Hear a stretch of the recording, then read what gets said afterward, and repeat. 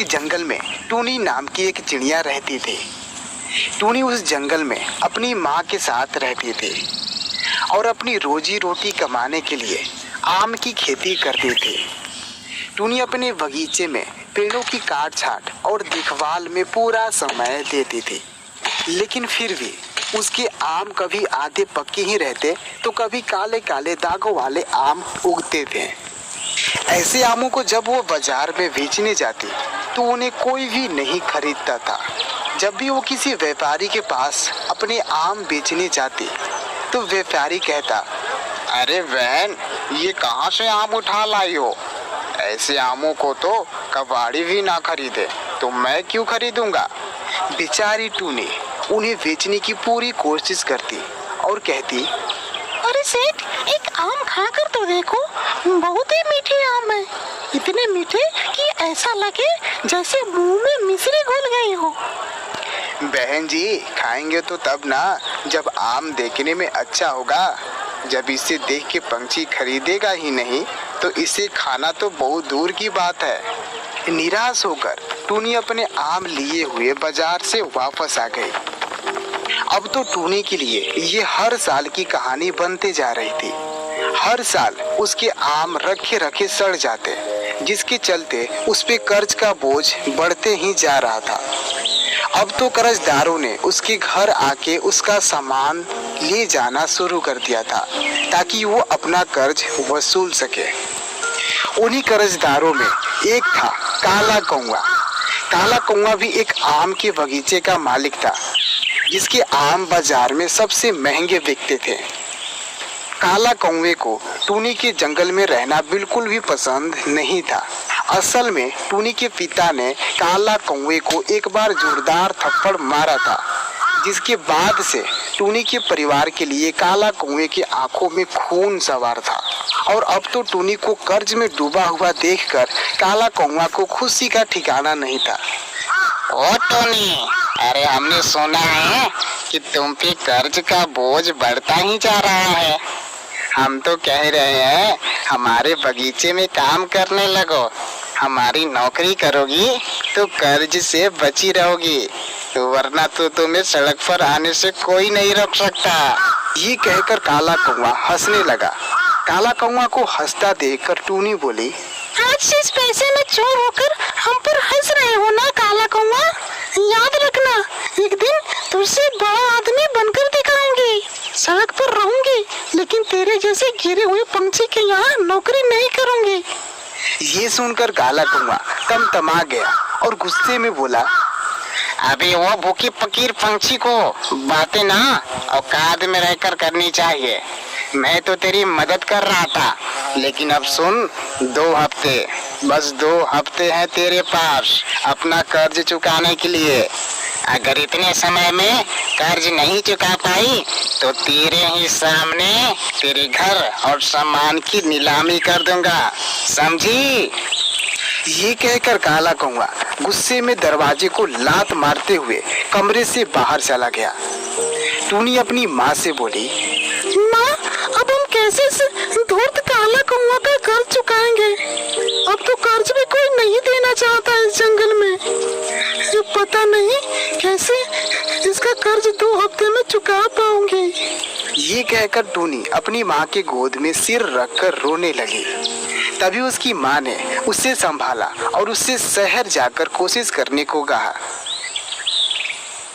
अगले दिन टूनी ने शहर जाकर कर्ज मांगने की कोशिश की, लेकिन शहर के व्यापारियों ने किसी अनजान को कर्ज देने से मना कर दिया। शाम को थक हार कर जब टूनी शहर से वापस अपने घर आ रही थी तो उसे जमीन पर पड़े एक साधु दिखे।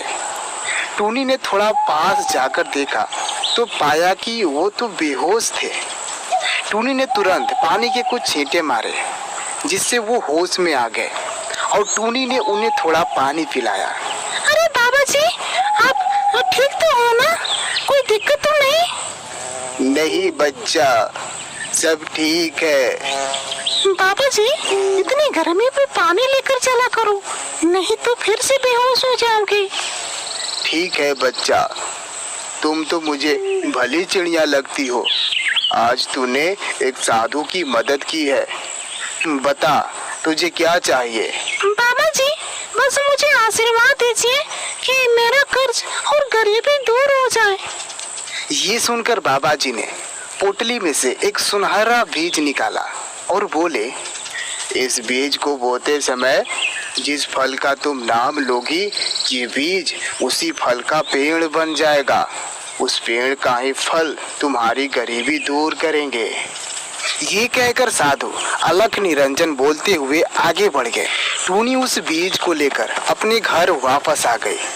अगले दिन साधु के कहे मुताबिक टूनी ने उस बीज को अपने आम के बगीचे में गाड़ दिया और बोते समय आम का नाम लिया। टूनी ने उस बीज की बहुत मेहनत से देखभाल करनी शुरू कर दी। वो बीज 2 दिन में ही पौधे में बदल गया। तीसरे दिन टूनी ने आकर जब ये सब देखा तो वो बोली, अरे ये बीज है कि कोई जादुई टोकरी? इतनी जल्दी बढ़ कैसे गई? देखते ही देखते 1 हफ्ते में ही वो पौधा पेड़ में बदल गया और उस पर फल आने लगे। अगले दिन टूनी जब उस पेड़ से आम को तोड़ी तो उसे यकीन नहीं हुआ। वो आम कोई मामूली आम नहीं बल्कि सोने का आम था। टूनी तुरंत उस आम को लेकर बाजार गई और उसको बेच आई। उसे बेचकर इतने पैसे मिले जितने वो साल भर में भी नहीं कमा पाते। टूनी ने उस पैसे से काला कौवे का कर्ज चुका दिया। इतनी जल्दी कर्ज चुक जाने से काला कौवा हैरान तो हुआ, लेकिन उसने इस पे ज्यादा ध्यान नहीं दिया। धीरे धीरे टूनी बहुत ही अमीर हो गई और उसने नया घर, नई गाड़ी और जंगल में कई दुकान खरीद ले। ये सब देखकर काला कौवा जलन में फूका जा रहा था। वो बोला, ये फकीर जो सड़क पर आने वाली थी, इसके पास ऐसा कौन सा खजाना आ गया जो इतना हवा में उड़ रही है? आज तो पता करके ही रहूंगा।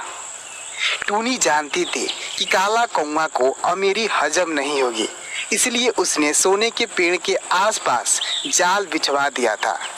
लेकिन काला कौवा को ये बात नहीं पता था।